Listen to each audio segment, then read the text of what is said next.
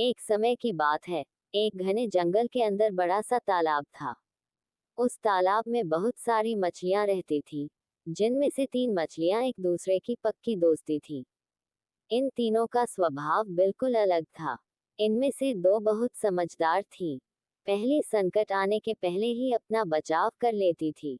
दूसरी संकट आने पर अपनी सुरक्षा कर लेती थी, जबकि तीसरी सब कुछ भाग्य पर छोड़ देती थी।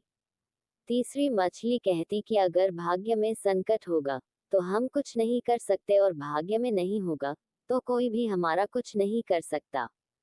एक दिन रास्ते से गुजर रहे एक मछुआरे ने उस तालाब को देख लिया। उसने देखा कि तालाब मछलियों से भरा पड़ा है। उसने तुरंत अपने बाकी साथियों को इस बारे में बताया।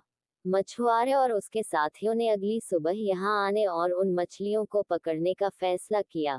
लेकिन मछली ने मछुआरे और उसके साथियों के बीच की बातचीत सुन ली थी। उसने तुरंत तालाब में रहने वाली सभी मछलियों को इकट्ठा किया और सारी बात बता दी। पहली मछली बोली कि हो सकता है कि कल मछुआरे आकर हमें जाल में पकड़ कर ले जाएं।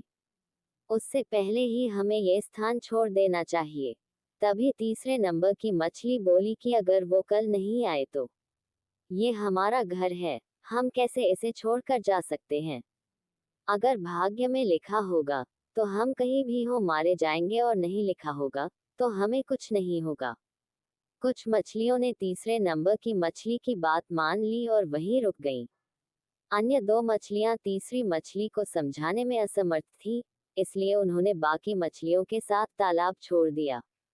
अगले दिन मछुआरे और उसके साथियों ने अपना जाल डाला। जो मछलियां रह गई थीं वे सभी पकड़ी गईं।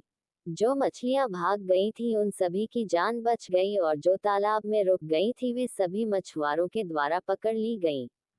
मछुआरे ने उन्हें एक टोकरे में डाल दिया, जहां सभी तड़प तड़प के मर गईं।